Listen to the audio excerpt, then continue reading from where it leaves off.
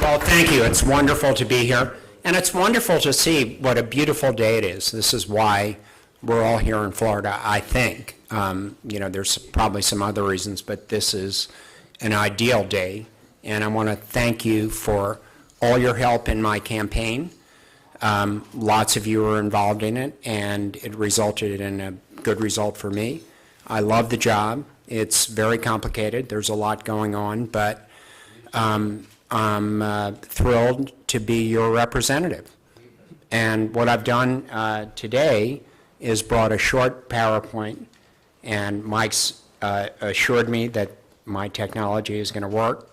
So what I really always like to do when I address people like this, address groups like this, is take questions, because what I want to say is maybe not what you want to hear. So I'll try to go through this quickly, and then we'll get to the questions, because there's a lot of issues, both for the county and for Palm Beach, that I think you'll want to hear about. So here's my first click. Let's see if it works. It did. Okay, here's some fun facts about Palm Beach County. We are the largest county in the state of Florida, probably larger than a couple of states in the rest of the union. We've got 38 municipalities, which is not necessarily a good thing. We've got a lot of different competing jurisdictions, and that sometimes creates problems with interjurisdictional issues. We've got about 11,000 employees at the county commission level. 6,300 of those are controlled by us. The rest are controlled by the other constitutional officers, mostly the sheriff's department. There's tons of things going on in the county, and even as a candidate and fairly familiar with what was going on in the county, I wasn't aware of how much we do. So I've created a couple of discussion items here. This is purely a subset, because there's many, many more things that the county does that we could be discussing, but these are the things that I thought would interest you today. Here's the county's official budget figure. It shows about $3.9 billion in both collections and expenditures. I think this slide's slightly confusing, because it's got department transfers and fund balances. So the next slide that I prepared, I think it gives you a better picture of what the county does. It's still, quite large. We take in about $2.3 billion, and we spend about $2.3 billion. The interesting thing about this is, everybody gets concerned about the mill rate and ad valorem taxes. As you can see in our sources here, ad valorem taxes are only a fraction, really, of the $2.3 billion that we take in at about $860 million. The rest, let me see if I can get this. Well, okay. Doesn't work. Okay, the rest, licenses, permits, and fees. These are things like gas taxes, utility fees. Intergovernmental is transfers from the federal government, from the state government, from other local governments for programs that we do. Charges for services. We've got a couple of profit-making businesses, which I'll go into later, including the Water Utility Department and the Department of Airports, but they account for a significant part at $530 million. Interest income, this year is not going to be a good year for that, but we've budgeted and in the past have historically collected about $44 million in that. And what do we spend it on? General government, that's the operations of the county commission, the court system, the other constitutional officers. Obviously, the largest part here is public safety, which is sheriff and fire rescue. Physical environment, this is anything that improves our physical environment, like beach restoration, water and sewer, mosquito control, various other things like that. Transportation, this is our road program, our airports, PalmTran. Economic environment, these are things like housing and community development. Human services, these are mostly health related, although they include animal care and control. Human services, culture and recreation. These are libraries, parks, anything that relates to making your life culturally better. Sheriff, again, largest part of the budget at $486 million, largest single item. I think he's doing a great job in areas like crime control, gang control. He's had some pretty interesting proposals, which maybe you've seen in the paper today, about figuring out a way to prevent the types of mass violence that we've seen in Connecticut and various other places. So I think he's, again, doing a great job. Department of the Airports, this is one of our enterprise funds, which is accounted for separately, which means that it doesn't really rely on any ad valorem revenue. This year, we're looking at $90.5 million in revenue from it. This is from landing fees, from gate rentals, from running the newspaper stands at the airport. As I said, takes no ad valorem money. It operates separately. And all of the, as you know, probably, all of the people that shuffle through the Palm Beach County Airport provide an economic impact of $3.5 billion, which is not insignificant. We've got a bunch of, or a few general aviation airports in addition to Palm Beach International, North County, Lantana, and Glades. What we're trying to do is move most of the general aviation traffic off of Palm Beach International and onto the North County Airport to relieve whatever traffic congestion we've got there. Fire rescue, I think you're all familiar with that. You've got your own department out here, but the county department has a budget of $192 million. We've just gotten a new chief. We've gotten a new contract with the union, and those are two things that you'll probably be reading about soon. We have about 117,000 calls a year, which is a fairly significant volume, as you'd probably expect. Most of these are medical, 93,000. But the interesting thing to me here is that we still have a lot of fires, and we've had close to 2,700 fire calls within the last year. So it means that traditional firefighting is not dead. We still have these things. Quite a few of these actually are arson based and crime related, and the department works very closely with the sheriff's office to investigate when we think there's suspicious fire circumstances. Another big part of what the county does is environmental resources management, and it's particularly important to me because, as you can see, these are environmentally sensitive lands that the county has either purchased or acquired through the state, and most of them are in my district. There's 31,000 acres of environmentally sensitive lands within the county, and 27,000 of those acres are in my district. The distinction here between the red and the green is you take that big area in the middle, that's the Loxahatchee Slough. Obviously, there's no public access to that. That's a watershed and a source of drinking water for the county.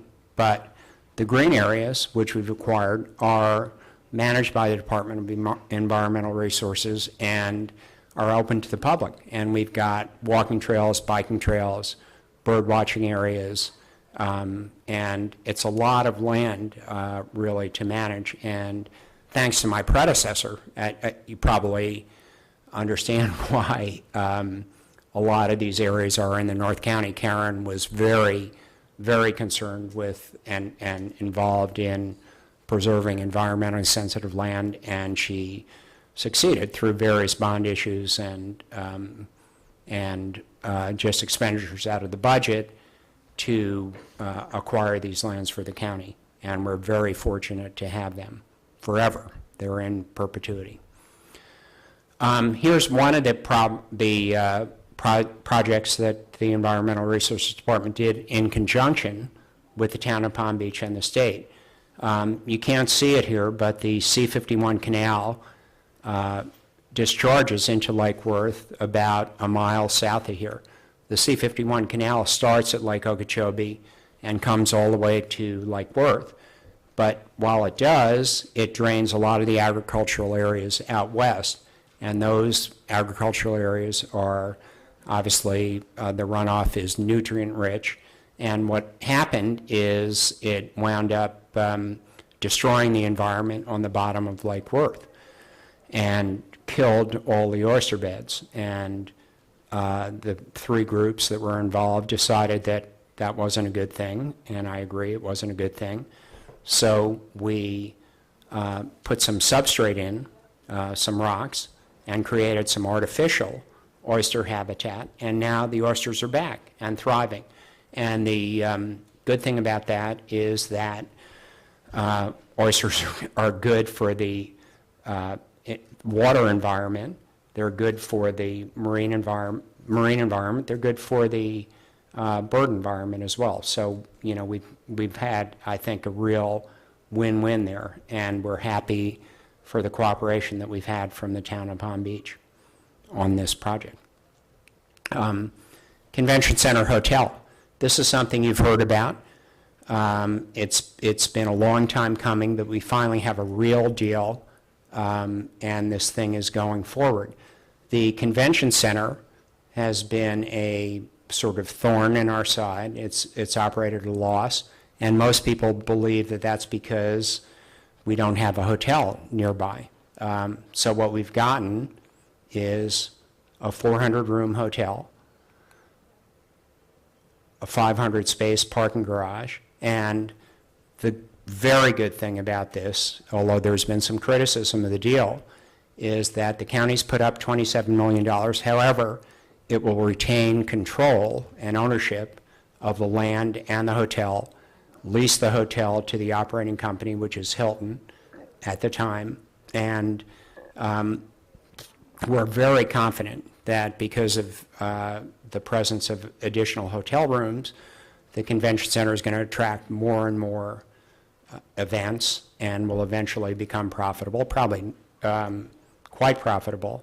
In addition to that, seeing the success of this, it's sort of an iterative thing.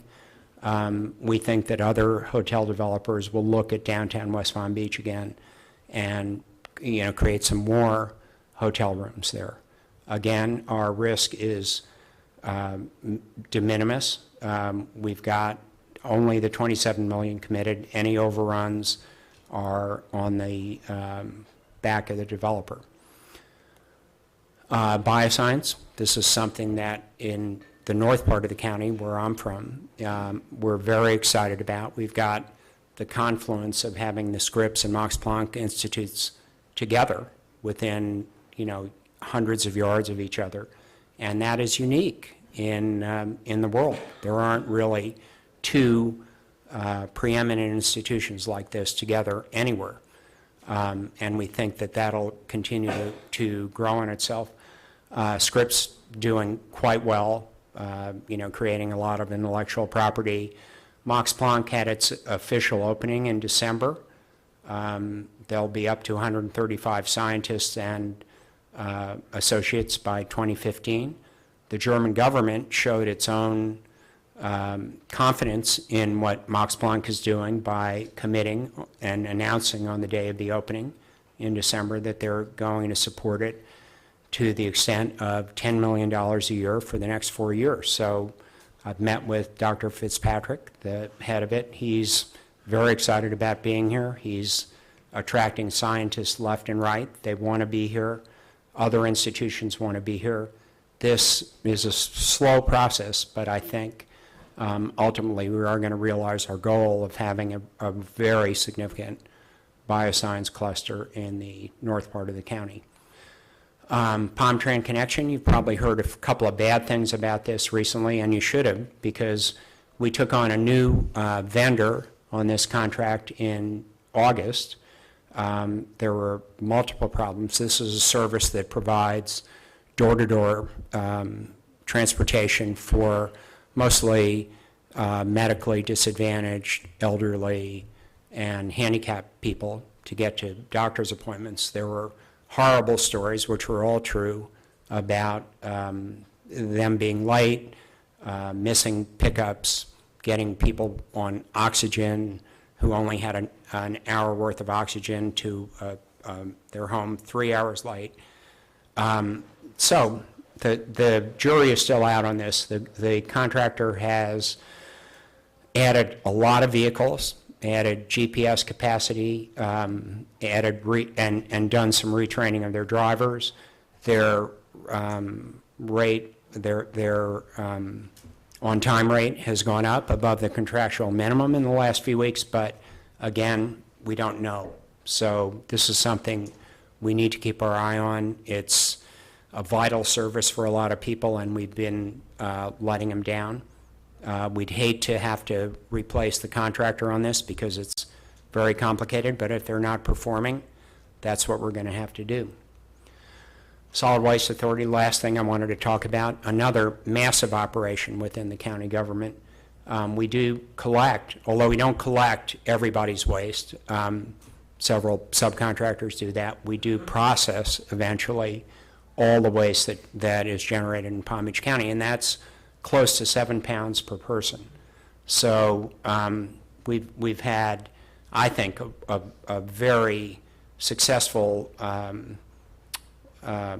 enterprise here in recycling material and reselling it. As you can see here, we recycled about $11 million of sellable material last year, and again, very,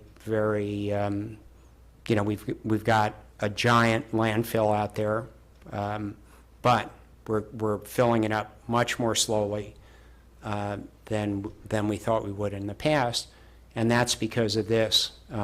We've got a renewable energy facility, a waste-to-energy facility, which sold about $17 million of electricity to FPL in 2012, and that's just the facility that we have now. We've got a new one coming online that's you probably read about. It's being built, $700 million facility, much more efficient. The good thing about this is it reduces the amount of residual waste that we take in because we burn a lot of it and convert it into energy, and therefore the amount that we have to place in the landfill is reduced radically.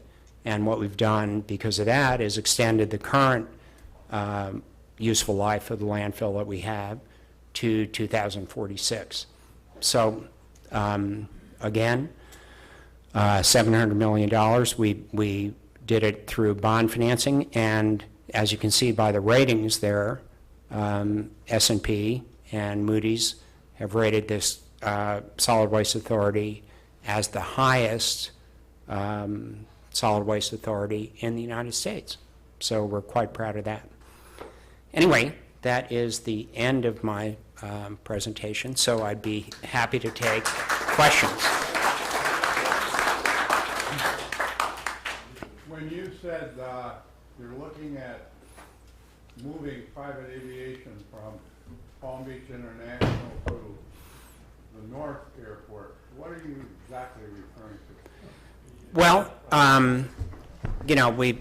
we're trying really hard to, there's been some criticism of PBIA for not having enough nonstop flights to various places in the country, and we are, frankly, losing to Fort Lauderdale in terms of accessibility, and I think a lot of people are driving there.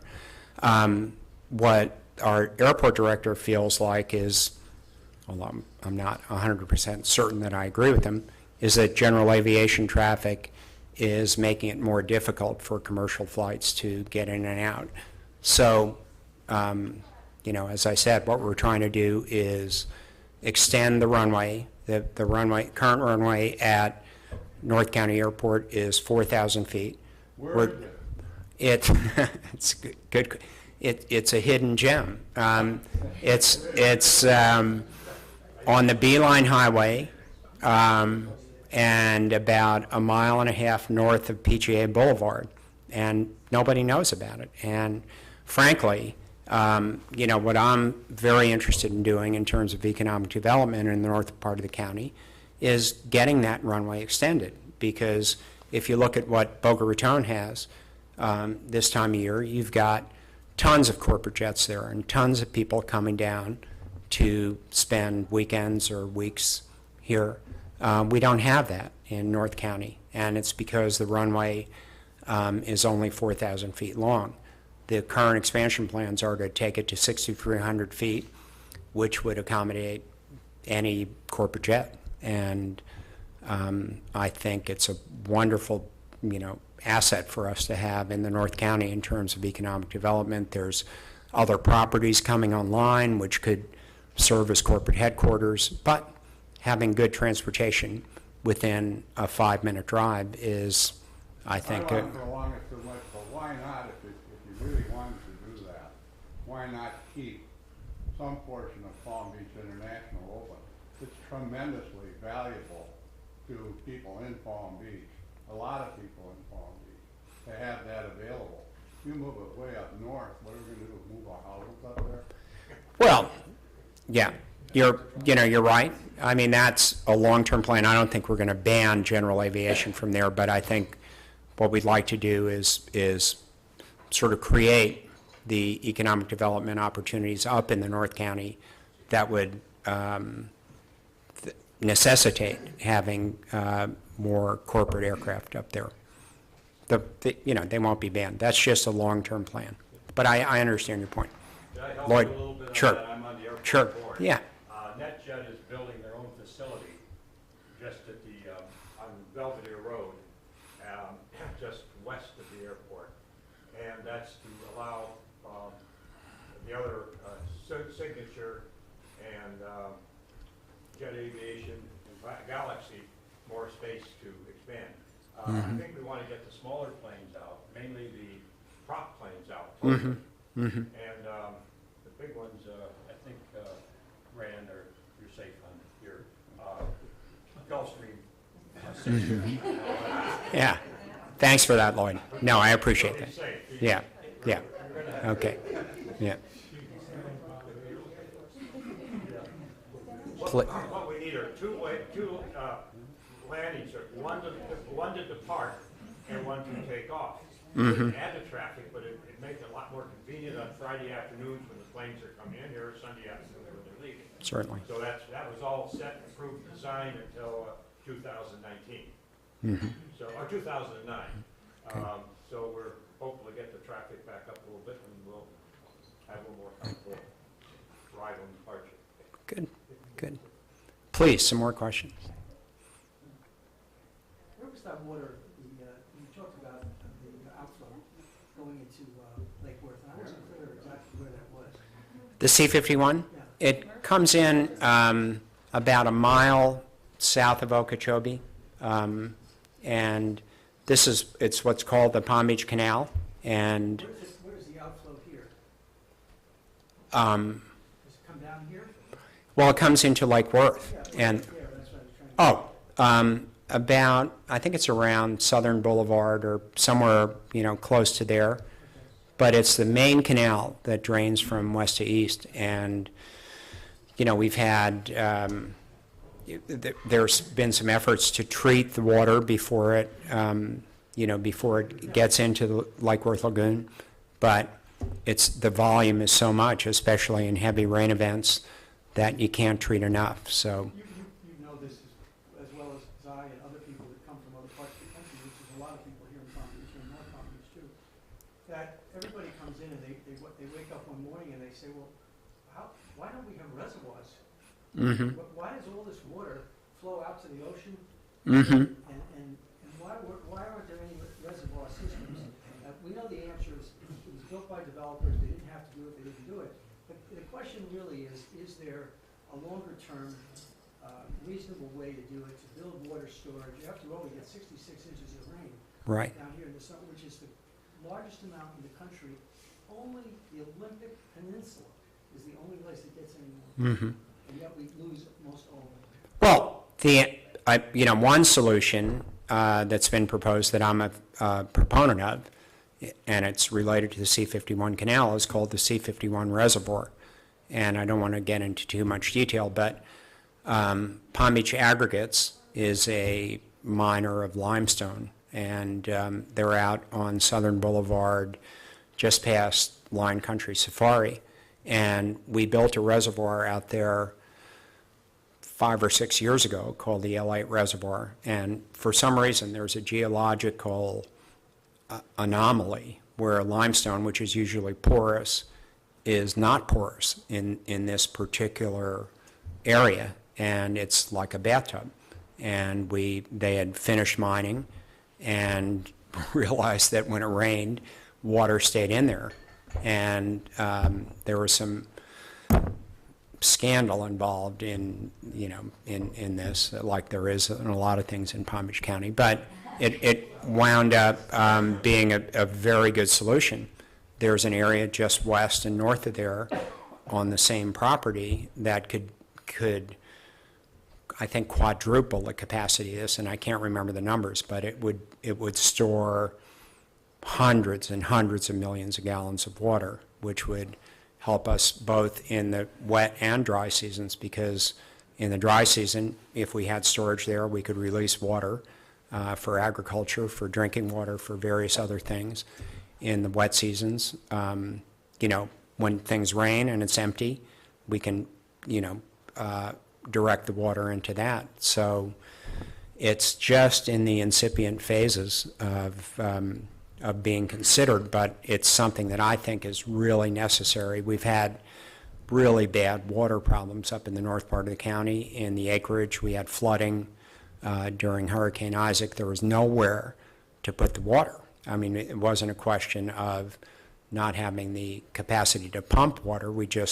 Everything was full, and we really couldn't get water off people's properties. This would be a first step in that solution, as well as other reservoirs. I mean, it's part of what's called the Comprehensive Everglades Restoration Project, which envisioned tons of reservoirs. Unfortunately, because the federal government and every other government is pretty much broke, there's no funding to build these reservoirs. But the C-51 could be privately funded. There's a bunch of water utilities, both in Broward and in Palm Beach County, that are anxious to have this thing built. So that if you keep your eye on that, and when you hear about it, support it, because there's no environmental impact, and it, I think, provides a very good solution to the storage and disposal problems that we've had. Sure. Like Lloyd, I'm the director of the Everglades Foundation, and help Bob and all. You're absolutely right. There's a huge comprehensive plan that's going on and has been building for many, many years. The SPAs, stormwater treatment areas, C-44 canal up the north, like Indian Town, et cetera, are all designed as storage areas for reservoir IU, Okeechobee being our biggest reservoir that's out there. The Everglades project is, you can fit the Everglades project, the state of New Jersey inside the Everglades project, Right. which includes everything from Kissimmee to Okeechobee down through. But 7.5 million of us get our drinking water from that. And Bob, it's on its way. The governor just appropriated $60 million in his budget. It's now up to the legislature to help these projects continue to go forward. So, Well, it's, It's billions of dollars, there's no question about it, but it's one of those infrastructures that you have to have. you certainly do, because if we're going to have any growth in Florida, and Florida, although I'm hopeful that we're going to transform our economy, into a knowledge-based economy through Scripps and Max Planck, we still are dependent on people moving here and wanting to retire here. And if we don't have water for them, that's not going to happen. And so I think there's, the legislature responds to various stimuli, but I think the stimuli of not being able to accept any more people as retirees in Florida is going to hopefully, make them decide on the right side of that issue. Sure. Couldn't they eventually use the water from C-51 to purify it and have it used in yards and homes and so forth? Was it supposed to be? Yeah, it is. Unfortunately, the nutrient standards that have been imposed, I would say, that have been proposed and imposed by the EPA are very, very stringent, and it's difficult to. We've got within Palm Beach County, within our water utility department, which, by the way, if it were a separate business, it's a $165 million a year revenue business. But they treat a lot of water and reclaim it and use it for golf courses and various other things.